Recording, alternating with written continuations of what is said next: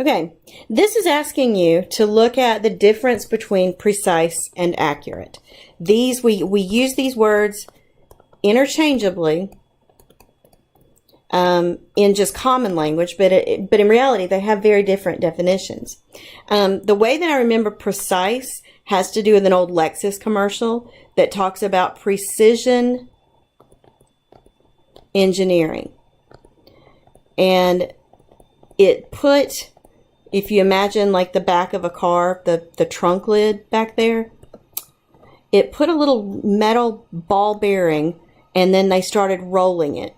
They actually had the car, that's a terrible picture of a car. They had the car on kind of like a lift, and the lift was moving the car so that that ball bearing stayed on those seams. The thing about that is that with precision, they were saying, let's say that this is the back of the car, and here's the trunk thing.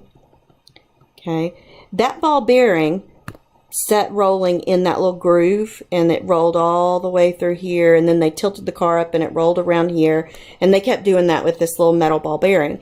The thing is that is precision engineering, because the difference between the two sides always stayed exactly the same, which allowed that ball bearing to stay within the channel of where the door and the panel meet.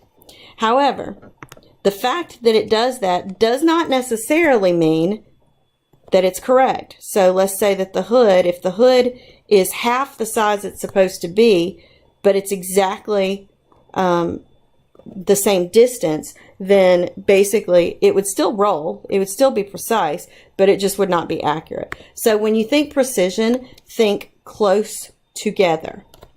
Accurate means where it's supposed to be.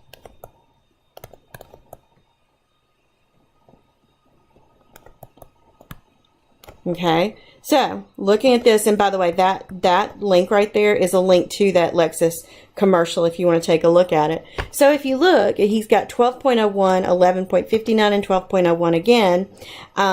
Very, very close. Okay, but notice a full centimeter off. Okay, which means that Kyle is precise, but he is not accurate. That's A.